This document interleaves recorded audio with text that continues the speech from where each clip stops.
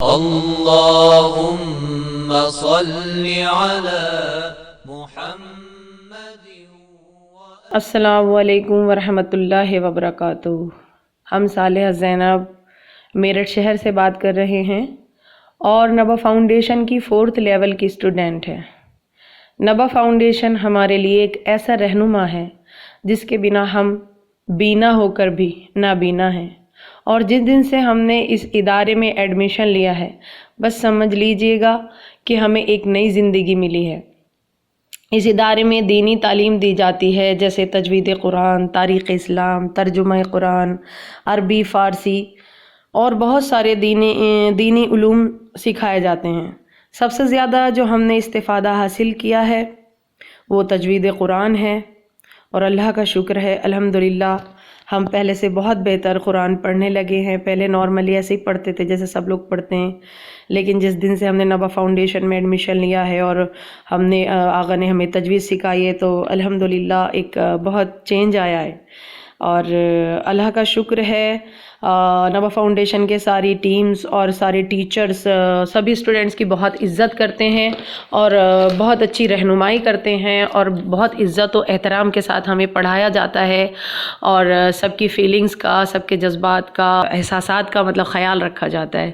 تو اللہ کا شکر ہے، اور ہم بہت ہی زیادہ اس ادارے سے استفادہ حاصل کر رہے ہیں۔ اللہ کا شکر ہے، اور خدا سے دعا کرتے ہیں کہ تمام ہماری جو یہ ٹیچرز ہیں اور نبا فاؤنڈیشن کی جو پوری ٹیم ہے تو پروردگار عالم ان کو اور ترقی عنایت فرمائے، اور بہت مرتبے سے پروردگار عالم ان سب لوگوں کو نوازے۔ اور بس لاسٹ میں یہی دعا کرنا چاہوں گی کہ محمد والے محمد کے صدقے میں اور 4 معصومین علیہ السلام کے صدقے میں پروردگار عالم نبا فاؤنڈیشن کو اور زیادہ ترقی عنایت فرمائے، آمین۔ خدا حافظ، السلام علیکم ورحمۃ اللہ۔ اللهم صل على محمد اعوذ باللہ من الشیطان اللعین الرجیم، بسم اللہ الرحمن الرحیم۔ اللہم صلی علی محمد وعلی محمد وعجل فرجہم۔ ناظرین کرام، السلام علیکم ورحمۃ اللہ وبرکاتہ۔ حوزہ معصوم قم نبا فاؤنڈیشن کی جانب سے منعقد کیے گئے نبا انٹرنیشنل کوئز کمپٹیشن کے اس دوسرے دور میں آپ سب کا استقبال کرتے ہیں۔ جیسا کہ کل کی گفتگو آپ کے ذہن عالیہ میں محفوظ ہوگی، اور آج پھر ہمارے ساتھ سوالوں کے جواب دینے کے لیے اسٹوڈیو موجود ہیں حجت الاسلام والمسلمین عمدۃ المتکلمین علی جناب مولانا سید حیدر عباس صاحب قبلہ کی خدمت میں چلتے ہیں۔ سوال لے کے قبلہ، السلام علیکم ورحمۃ اللہ وبرکاتہ۔ وعلیکم السلام ورحمۃ اللہ وبرکاتہ۔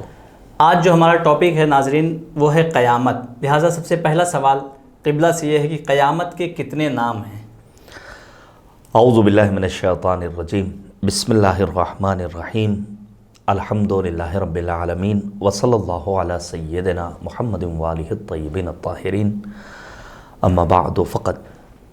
میں اولاً نبا فاؤنڈیشن کا صمیم قلب سے شکر گزار ہوں کہ ایک موقع انہوں نے فراہم کیا کہ کچھ مطالب، آیات و روایات اور سیرت معصومین علیہم الصلاۃ والسلام کے ضمن میں اپنے ناظرین کے سپرد کر سکوں۔ میں شکر گزار ہوں ان تمام برادران اور خواہران کا جنہوں نے دل جمعی کے ساتھ ان پروگرامز میں شرکت کی۔ رب کریم ہماری اس کوشش کو اور کاوش کو اپنی بارگاہ میں شرف قبولیت مرحمت فرمائے۔ میں دیکھ رہا تھا یوٹیوب چینل پر کسی نے ایک سوال بھی کیا ہے نماز وحشت قبر سے متعلق، وقت ملا تو انشاءاللہ آج کہیں درمیان میں اس کا جواب بھی دے دوں گا۔ سوال بہت اچھا ہے۔ جب کبھی بات قیامت کی آتی ہے تو ہم دیکھتے ہیں قرآن مجید میں مختلف آیات میں قرآن کریم نے قیامت کے الگ الگ نام بیان کیے ہیں۔ میں 3 علماء کا نام لینا چاہتا ہوں، مثلا وقت کے عظیم مرجع آیت اللہ العظمیٰ ناصر مکارم شیرازی حفظہ اللہ، انہوں نے قیامت کے 70 نام بیان کیے ہیں۔ آیت اللہ العظمیٰ جعفر سبحانی حفظہ اللہ، انہوں نے قیامت کے 40 نام بیان کیے ہیں، اور بزرگ علماء میں شمار ہوتا ہے مرحوم ملا محسن فیض کاشانی، اپنی کتاب محجت البیضاء میں انہوں نے 100 نام قیامت کے بیان کیے ہیں۔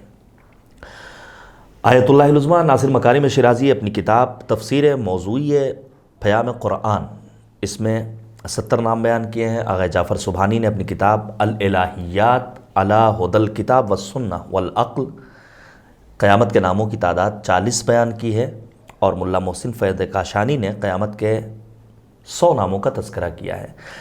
مختلف علماء نے من جملہ آیت اللہ ناصر مکارم شیرازی حفظہ اللہ نے اس بات کی وضاحت کی ہے کہ یہ سارے نام وہ ہیں جو قرآن مجید سے اخذ کیے گئے ہیں، البتہ بعض نام ان میں وہ ہیں جنہیں محسن فیض کاشانی رحمۃ اللہ تعالیٰ علیہ نے روایات معصومین علیہم الصلاۃ والسلام سے حاصل کیا ہے، اور بعض نام وہ ہیں جو نہ آیات میں ہیں نہ روایات میں ہیں، استنباط کیا ہے، اس لیے ان کے ہاں ناموں کی تعداد 100 تک پہنچی ہے۔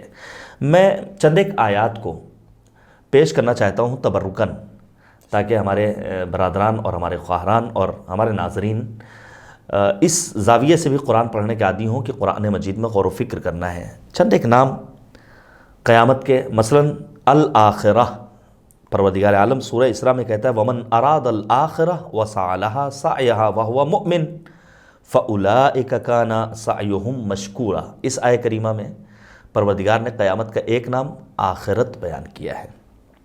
دوسرا نام الحاقہ، سورہ حاقہ میں پروردگار ارشاد فرماتا ہے الحاقۃ ما الحاقہ وما ادراک ما الحاقہ۔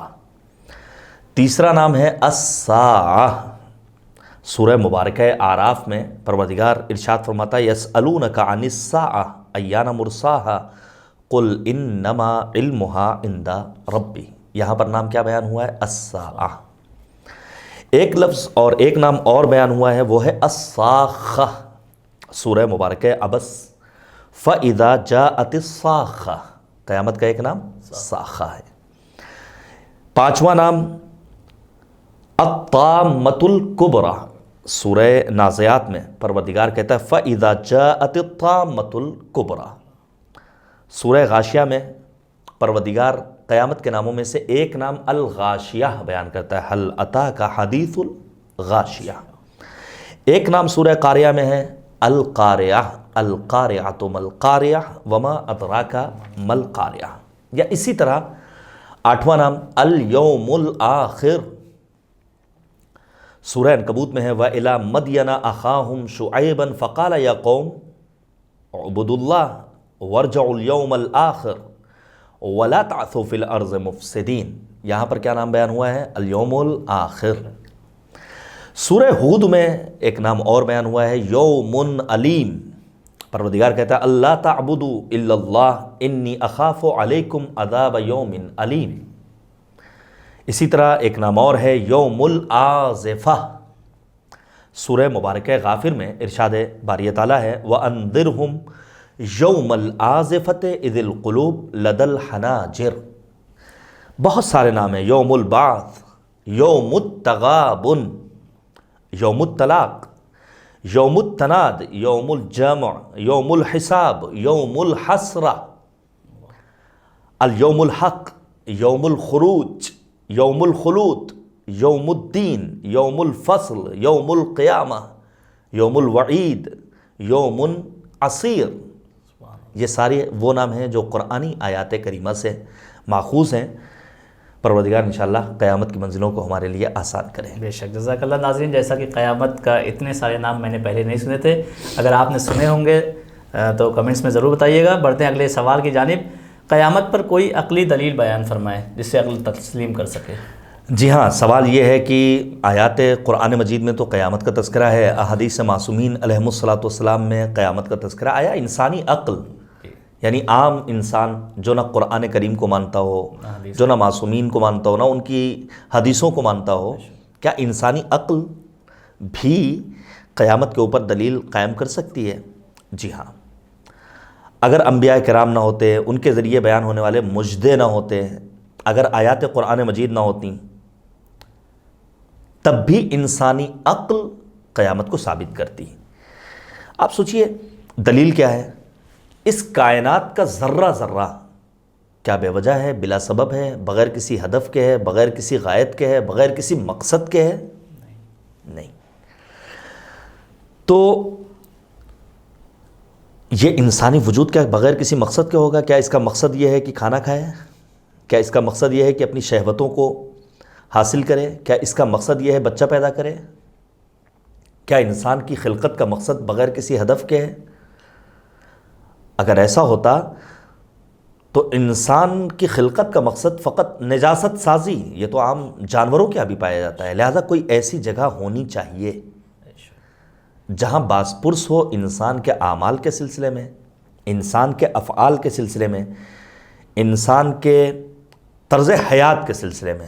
اور میں یہ بات صراحت کے ساتھ کہہ سکتا ہوں، جو بھی قیامت کا منکر ہے، اسی لیے بار بار آیات قرآن مجید میں مثلا پروردگار کہتا ہے لَقَدْ كَانَ لَكُمْ فِي رَسُولِ اللَّهِ أُسْوَةٌ حَسَنَةٌ، تمہارے لیے ذات پیغمبر بہترین نمونہ عمل ہے۔ کس کے لیے؟ لِمَنْ كَانَ يَرْجُو اللَّهَ وَالْيَوْمَ الْآخِرَ، جو ذات خدا پہ بھروسہ رکھنے والا ہو اور یوم الآخر قیامت پر معاد پر یقین رکھنے والا ہو۔ بغیر قیامت پر اور معاد پر اور روز آخر پر یقین اور اعتبار کیے بغیر انسان خدا کی بارگاہ میں سرخرو نہیں ہو سکتا ہے۔ تو اگر کوئی قیامت کا منکر ہے تو در حقیقت وہ خدا کو حکیم نہیں سمجھتا ہے، وہ یہ سمجھتا ہے کہ پروردگار عالم نے بلا سبب معاذ اللہ بیہودہ طور پر کسی چیز کو پیدا کر دیا، انسان کو وجود عطا کر دیا ہے، جبکہ کارخانے عظیم قدرت پروردگار میں کوئی چیز بلا سبب نہیں ہے۔ پروردگار کیا کہتا ہے سورہ مؤمنون کی آیت نمبر 115 میں، ناظرین جا کر کے پڑھیں، افحسبتم انما خلقناکم عبثا، کیا تم نے یہ گمان کر لیا ہے کہ تمہیں بلا سبب پیدا کیا گیا، عبث بیہودہ بلا وجہ، وانکم الینا لا ترجعون، اور تمہاری بازگشت ہماری طرف نہیں ہونے والی ہے۔ اب آپ سوچئے، کائنات کی حقیر سے حقیر چیز بھی بغیر حکمت کے نہیں ہے۔ حد یہ ہے، یہ جو ہماری انگلیوں میں ناخون ہے نا، یہ بھی بغیر حکمت کے نہیں ہے۔ میں تھوڑی دیر یہاں پر گفتگو کرنا چاہوں گا۔ یہ ناخون انگلیوں کے لیے تکیے کا کام کرتا ہے، اگر ہم کوئی چیز بھی اٹھاتے ہیں تو یہ ناخون ہی سہارا بنتا ہے۔ اگر ناخون جڑ سے اکھاڑ دیا جائے، اگر ناخون زیادہ کاٹ دیا جائے تو چیزوں کو اٹھانے میں تکلیف ہوتی ہے۔ اسی ناخون کے ذریعے انسان اپنے بدن میں کہیں پر خارش ہوتی ہے تو کھجلاتا ہے۔ یہی ناخون ہے کہ جس کے ذریعے بہت ساری غلاظتوں کو انسان دور کرتا ہے، لہذا اگر ناخون سرے سے کاٹ دیا جائے تو انسان مختلف مشکلات میں مبتلا ہو سکتا ہے۔ اسی لیے حکم دیا گیا ہے ہفتے میں کم از کم ایک بار اپنے ناخون کو تراشو، بالخصوص روز جمعہ کی تاکید کی گئی ہے۔ اور میں آپ کے سامنے اور اپنے ناظرین کے لیے، بالخصوص ان نوجوانوں کے لیے اور جوانوں کے لیے عرض کرنا چاہتا ہوں جو شادی شدہ زندگی بسر کر رہے ہیں، کہ ظاہری طور پر اپنے آپ کو اچھا بنانا بھی بہت ضروری ہے۔ البتہ ظاہری مینٹین کرنے کا مطلب یہ نہیں کہ مرد بیوٹی پارلر میں چلا جائے اور حجام کے پاس جا کر کے کلین شیو ہو جائے اور پھر کہ ہم نے اپنے ظاہر کو بیوٹی دے دی ہے۔ نہیں، پیغمبر کہتے ہیں کبھی کبھی اپنے ظاہر کو مینٹین کرو، ناخون کاٹو، بال بناؤ، خط بناؤ، اور پھر پیغمبر کہتے ہیں جس گھر کا مرد اپنے ظاہر کو مینٹین کرتا ہے اس گھر کی خاتون کی عفت میں اضافہ ہوتا ہے۔ بنی اسرائیل کے مردوں نے اپنے ظاہری قیافے کو درست نہیں کیا، فَزَنَتْ نِسَاؤُهُمْ، بنی اسرائیل کی خواتین بدکاریوں کی طرف آگے بڑھ گئیں۔ بہرحال ناخون کی اتنی اہمیت ہے۔ اور آگے بڑھیے، مثلا یہ ہمارے وجود میں جو اللہ نے دانت رکھے ہیں، یہ دہن انسانی میں دانت کا وجود بھی حکمت سے خالی نہیں ہے۔ اب داڑھ کے پیسنے والے جو دانت ہیں وہ کچھ اور ہیں، کام انجام دیتے ہیں، اور جو نکیلے دانت ہیں ان کا کام کچھ اور ہے۔ یا انسانی جسم میں جو 248 ہڈیاں ہیں، کیا بغیر حکمت کے ہیں؟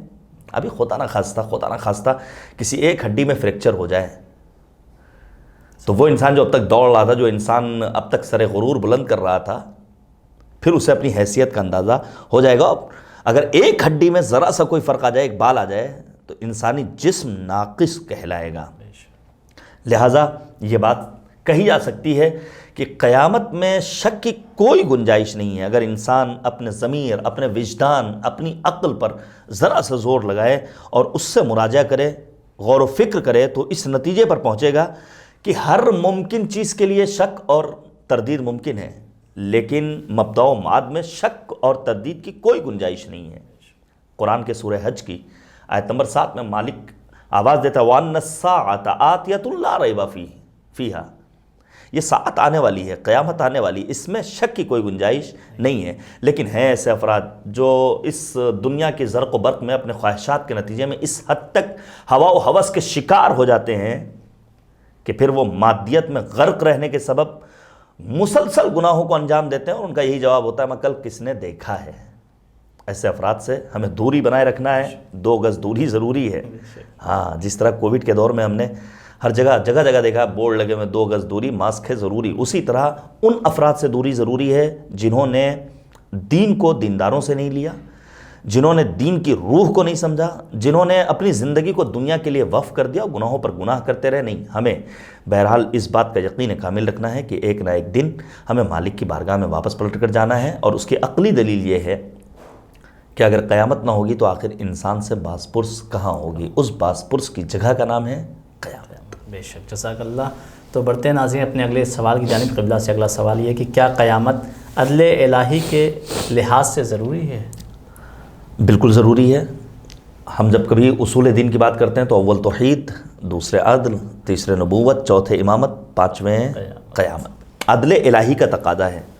دیکھیے، پروردگار عالم اس بات کو اپنی عدالت کے ذریعے ثابت کرنا چاہتا ہے کہ تمہیں قیامت کی منزلوں سے گزرنا ہوگا. پروردگار عالم نے یہ قدرت کا اعلان ہی ہے اور اظہار کر دیا ہے مالک نے.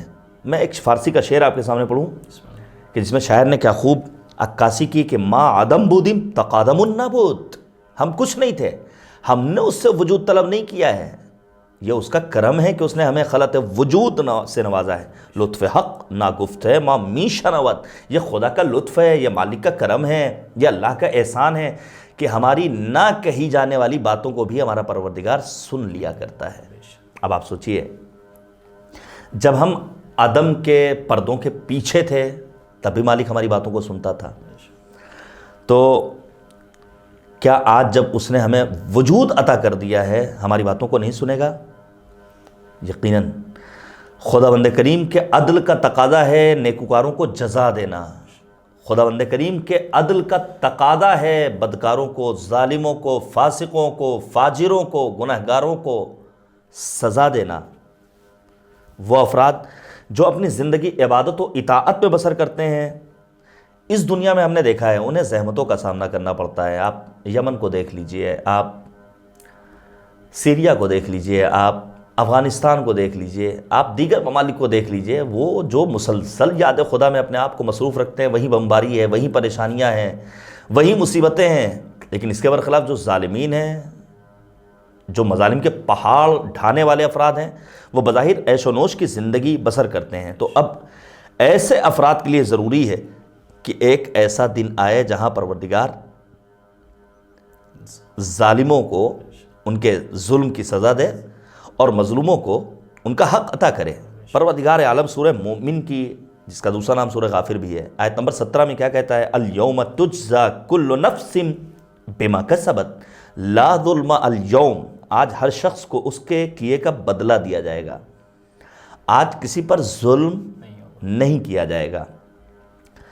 اور جب کسی ظالم کی طرف سے کسی پر ظلم ہوتا ہے تو یہی ظالم ہے جو آگ کے دریا میں ڈال دیا جائے گا، کیونکہ پروردگار نے اس سے وعد و وعید کی منزلوں سے اسے گزارا ہے.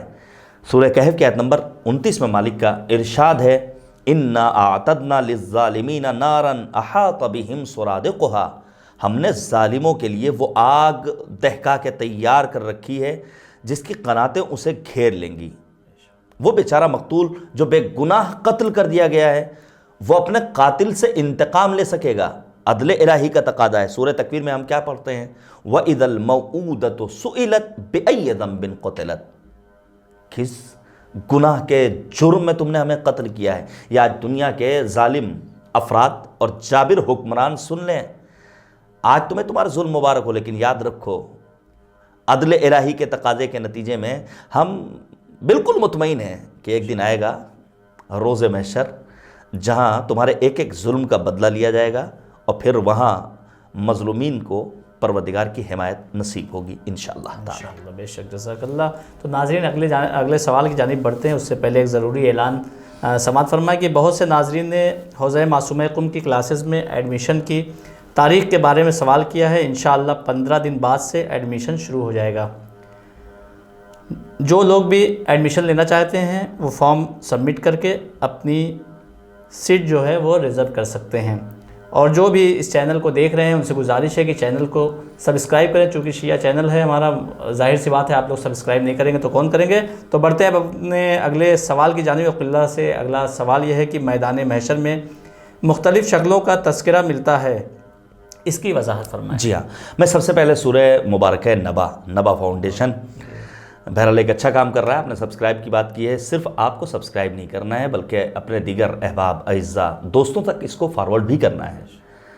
ہم اپنا وقت ادھر ادھر چیزوں میں ضائع کرتے ہیں، کتنا اچھا موقع ہے ماہ مبارک رمضان جو اللہ نے ایک فرصت دی ہے، اس فرصت سے بھرپور فائدہ اٹھائیے۔ یقین جانیے نہایت کم امکانات کے ساتھ علماء کرام، دیندار افراد زحمتوں کے نتیجے میں اب تک یہ پروگرامز پیش کر رہے ہیں۔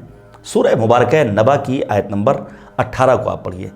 پروردگار عالم کا ارشاد ہے، یوم ینفخ فی الصور فتأتون افواجا، جس دن سور پھونکا جائے گا لوگ گروہ در گروہ، جوق در جوق حاضر ہوں گے۔ اب یہاں پر تفسیر مجموع بیان کا میں نے مطالعہ کیا، اس میں ایک روایت ملی جناب معاذ سے۔ جناب معاذ ابن جبل نے نبی خاتم سید المرسلین حضرت محمد مصطفیٰ صلی اللہ علیہ وآلہ وسلم سے اس آیہ کریمہ کے معنی دریافت کیے۔ روایت کہتی ہے، اے معاذ، تم نے ایک بہت ہی اہمیت والی اور بہت ہی اہم بات دریافت کی ہے، نبی کی آنکھوں میں آنسو ہیں۔ اور اس موقع پر پیغمبر فرماتے ہیں، قیامت کے روز میری امت 10 قسموں پر منقسم ہوگی، اور خدا ان 10 قسموں کو مسلمانوں کے زمرے سے قطعاً علیحدہ کر دے گا، ان کی شکلوں کو، صورتوں کو تبدیل کر دے گا۔ اب میں آپ کے سامنے پیش کروں، میں 10 وہ صورتیں لکھ کر لایا ہوں، اور رب کریم کی بارگاہ میں دعا ہے کہ خدایا ہمیں ویسا بنا دے جیسا تو ہمیں دیکھنا چاہتا ہے۔ یہ بہت اہم دعا ہے۔ کچھ لوگ وہ ہوں گے جو قیامت میں بندر کی شکل میں ہوں گے۔ یہ کون لوگ ہوں گے؟ جو چغل خوری کرتے ہوں گے۔ سورہ مبارکہ قلم میں پروردگار عالم نے 9 طرح کے گروہ سے پیغمبر کو روکا ہے، اے پیغمبر فلاں فلاں فلاں گروہ کا اتباع مت کیجیے گا۔ وَلَا تُطِعْ كُلَّ حَلَّافٍ مَّهِينٍ ہَمَّازٍ مَّشَّاءٍ بِنَمِيمٍ مَّنَّاعٍ لِّلْخَيْرِ مُعْتَدٍ اثیم۔ پڑھیے گا آپ سورہ مبارکہ قلم۔ مشاء یعنی چغل خوری کرنے والا، چغلی کرنے والا قیامت کے دن بندر کی شکل میں خدا کی بارگاہ میں محشور ہوگا۔ اور فضیل ابن عیاض کا میں نے واقعہ بیان کیا تھا کہ ان کا شاگرد آخری وقت میں عاقبت برباد کر لیتا ہے۔ کیوں؟ وہ 3 گناہ تھے، ان میں ایک گناہ چغل خوری کرنا۔ کچھ افراد وہ ہوں گے جن کی شکل خنزیر کی ہوگی۔ اللہ اکبر! یہ کون لوگ ہوں گے؟ جو حرام خور ہوں گے۔ میں دست ادب جوڑ کر یہ گزارش کر رہا ہوں، آن لائن جو آپ فاسٹ فوڈ کے لیے فوراً آرڈر کر دیتے ہیں اور اس کی پرواہ نہیں کرتے ہیں کہ یہ جائز ہے، ناجائز ہے، حلال ہے، حرام ہے، بچہ ہے، کمسن ہے، کھا سکتا ہے، یہ ایک لقمہ حرام انسان کو خنزیر کی شکل میں تبدیل کر دے گا۔ میدان کربلا میں سرکار سید الشہداء نے یہی تو کہا تھا کہ تمہیں میری باتیں سمجھ میں نہیں آئیں گی۔ کیوں؟ کیونکہ تم نے اپنے پیٹ کو مال حرام سے بھر رکھا ہے۔ اتنی اہمیت ہے لقمہ حلال کی، اور حرام لقمے کی اتنی مذمت ہے کہ امیر المؤمنین بازار کوفہ میں آنے کے بعد کہتے تھے، الفقہ ثم المتجر، جاؤ پہلے کاروبار حیات کے سلسلے میں، بزنس کے سلسلے میں مسائل سے آگہی حاصل کرو، پھر وارد تجارت ہو۔ اکالون للسحت سورہ مبارکہ مائدہ میں کئی جگہوں پر استعمال ہوا ہے۔ ہمیں لقمہ حرام سے اپنے آپ کو بچانا ہے۔ کچھ وہ ہوں گے کہ جن کے ہاتھ اور پاؤں کٹے ہوئے ہوں گے۔ یہ کون لوگ ہوں گے؟ یہ وہ لوگ ہوں گے جنہوں نے اپنے پڑوسیوں کو اذیت پہنچائی ہوگی۔ ایک روایت سن لیجئے اور گزارش کروں گا پڑھیے گا۔ رسالۃ الحقوق امام سجاد نے پڑوسیوں کے حقوق بیان کیے ہیں۔ امیر المؤمنین بیان فرماتے ہیں کہ نبی خاتم نے پڑوسیوں کے حق میں اس حد تک تاکید کی ہے کہ مجھے ایسا محسوس ہو رہا تھا گویا پیغمبر کی وراثت میں پڑوسی بھی شامل ہو جائیں گے۔ بڑی اہمیت ہے۔ بی بی زہرا کہتی ہے، الجار ثم الدار، پہلے پڑوسی پھر گھر والے۔ روایت کہتی ہے کہ ایک خاتون کے بارے میں نبی سے سوال کیا گیا، بہت اچھی ہے، نماز پڑھتی ہے، فلاں کرتی ہے، لیکن اس کی ایک خرابی ہے۔ وہ اپنے پڑوسیوں کو اپنی زبان سے بڑی اذیت پہنچاتی ہے. نبی اعظم کہتے ہیں لا خیر فیہا ہیا من اہل النار، یہ بہت بری خاتون ہے، اس کا ٹھکانہ جہنم کے سوا کچھ اور نہیں. کیوں؟ کیونکہ اپنے پڑوسیوں کو اذیت پہنچاتی تھی. کچھ وہ ہوں گے جو اندھے ہوں گے. یہ کون ہیں؟ یہ وہ ظالم حکمران ہیں جو ناحق فیصلے کرتے ہیں. آج کر لو فیصلہ، لیکن کل روز محشر اندھے محشور ہو گئے. کچھ وہ ہوں گے جو بہرے ہوں گے، گونگے ہوں گے. یہ کون لوگ ہوں گے؟ جو خود پسند ہوں گے، جن کے انا پائی جائے گی، جو مغرور ہوں گے. ان اللہ لا یحب المتکبرین، خدا غرور کرنے والوں کو دوست نہیں رکھتا ہے. پروردگار عالم نے مٹی سے پیدا کیا ہے. ابو البشر ہم سب کے باپ جناب آدم مٹی سے پیدا کیے گئے، لہذا ہمارے اندر بھی خاکساری پائی جانی چاہیے، تواضع اور انکساری پائی جانی چاہیے. کچھ وہ ہوں گے جو اپنی زبان چبا رہے ہوں گے. یہ کون ہوں گے؟ یہ بے عمل علماء ہوں گے، جو کہتے تو بہت کچھ ہے لیکن خود عمل نہیں کرتے ہیں. کچھ لوگ وہ ہوں گے جو الٹے محشور ہوں گے، یعنی ان کا پیر اوپر ہوگا اور سر نیچے ہوگا. یہ سود کھانے والے افراد ہوں گے. بعض افراد ہیں نا، جب ان سے کہا جاتا ہے بھیا خمس نکالو، تو کہتے ہیں مولانا 200 روپے میں خمس نکالیں گے تو 40 روپے خرچ ہو جائیں گے، اگر یہی 200 روپے ہم نے سود پر دے دیے تو ہمیں 20 روپے ایکسٹرا ملیں گے. جبکہ پروردگار کہتا ہے کہ سود میں پروردگار نے تمہارے لیے کوئی برکت نہیں رکھی ہے، سود خوری حرام ہے. کچھ لوگ وہ ہوں گے کہ جو آگ کی شاخوں میں لٹکے ہوں گے. یہ کون لوگ ہوں گے؟ یہ وہ لوگ ہوں گے جو سلاطین زمانہ کے سامنے دوسروں کی شکایت کرتے ہوں گے، چاپلوسی کرتے ہوں گے. ہیں ایسے افراد، بس اوقات سماج میں بھی ایسے لوگ نظر آ جاتے ہیں. پھر کچھ لوگ وہ ہوں گے کہ جن کی بدبو مردار سے بھی زیادہ خطرناک ہوگی، بدتر ہوگی. یہ کون لوگ ہوں گے؟ جو حرام طریقوں سے اپنی شہوتوں کو پورا کرتے ہوں گے. مثلا جنسی شہوت کا طریقہ کیا ہے؟ جائز انسان شادی کرے. وَأَنكِحُوا الْأَيَامَ مِنكُمْ وَالصَّالِحِينَ مِنْ عِبَادِكُمْ وَإِمَائِكُمْ يَكُونُوا فُقَرَاءَ يُغْنِهِمُ اللَّهُ مِنْ فَضْلِهِ وَاللَّهُ وَاسِعٌ عَلِيمٌ. لیکن شادی نہیں کرنا ہے، ناجائز طریقوں سے اپنی شہوتوں کو، چونکہ انسانی فطرت میں پروردگار نے رکھا ہے، پورا کرنا ہے. یہ میں گزارش کر رہا ہوں، یہ جو LGBT کمیونٹی وجود میں آ گئی ہے، یہ کیوں؟ یہ ناجائز طریقوں سے. انسان کی فطرت میں اللہ نے شہوت رکھی ہے، اس شہوت کو کنٹرول کرنے کا طریقہ کیا ہے؟ جائز. مرد خاتون کے پاس جائے شادی کے بعد، میل فیمیل کی تلاش میں جائے، فیمیل میل کی تلاش میں. لیکن ابھی طریقہ بدل گیا ہے. LGBT کمیونٹی کو آپ سرچ کیجئے گا. اسی طرح ایک جماعت وہ ہوگی جو آچھی کے جبے پہنے ہوئے ہوں گے، جو ان کے جلدوں پر چپکے ہوں گے. یہ کون لوگ ہوں گے؟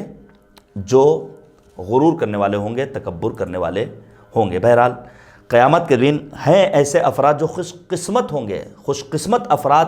مثلا رسول خدا کہتے ہیں کہ کچھ ایسے لوگ بھی ہوں گے جو قیامت کے اس ہولناک منظر میں بھی امن و امان میں رہیں گے. مثلا وہ لوگ جنہوں نے حالت اسلام میں اپنے بال سفید کیے. اسی لیے جناب ابراہیم نے خاص نصیحت کی ہے، شاید میں نے بیان کیا تھا ابتدائی پروگرام میں، کہ اس وقت تک دنیا سے رخصت مت ہونا جب تک تمہارا اسلام، تمہارا ایمان سالم نہ ہو. جناب یوسف نے بھی دعا کی تھی، توفنی مسلمہ. پھر دوسری قسم کس کی ہے؟ مصیبت میں گرفتار لوگوں کی فریاد کرنے والا. اللہ نے وعدہ کیا ہے اگر آج تم کسی مصیبت دیدہ انسان کی مدد کے لیے اپنے قدم آگے بڑھاؤ گے تو پروردگار خود تمہاری مدد فرمائے گا. تمہاری فریاد رسی کے لیے پروردگار خود آگے بڑھے گا.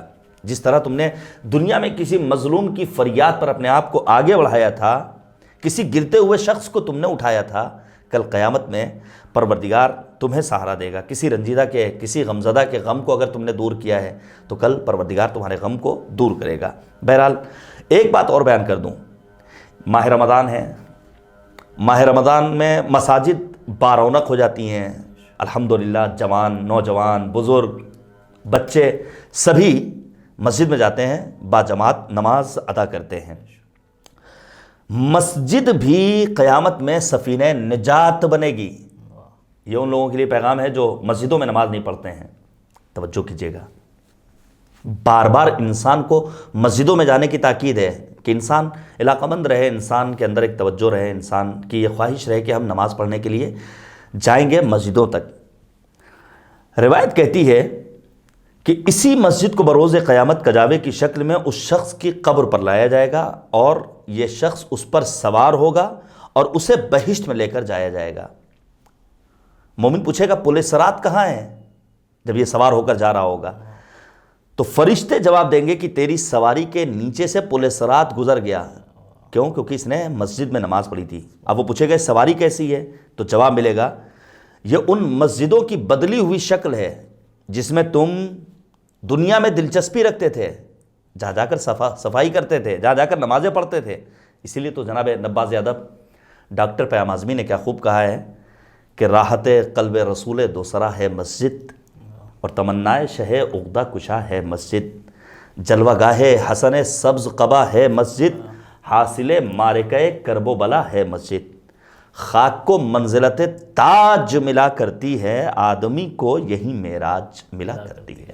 ماہ مبارک رمضان بہترین موقع ہے کہ ہم اپنی آخرت کو آباد کرنے کی فکر کریں اور خدا سے دعا کریں، خدایا تو تو ویسا ہے جیسا ہم چاہتے تھے، ہمیں بھی ویسا بنا دے جیسا تو ہمیں دیکھنا چاہتا ہے۔ بے شک، جزاک اللہ قبلہ۔ نبا فاؤنڈیشن آپ کا شکر گزار ہے۔ ناظرین، آج یہیں پہ گفتگو تمام ہوتی ہے، انشاءاللہ پھر ملاقات ہوگی نیکسٹ ایپیسوڈ میں، تب تک کے لیے ہمیں اجازت دیجیے، خدا حافظ، والسلام علیکم ورحمۃ اللہ وبرکاتہ۔ بسم اللہ الرحمن الرحیم۔ محترم ناظرین، السلام علیکم ورحمۃ اللہ۔ نوا فاؤنڈیشن کی جانب سے بہترین دینی تعلیم کا سلسلہ معصوم یقوم face to face international online classes کے ذریعہ پوری دنیا میں جاری و ساری ہے۔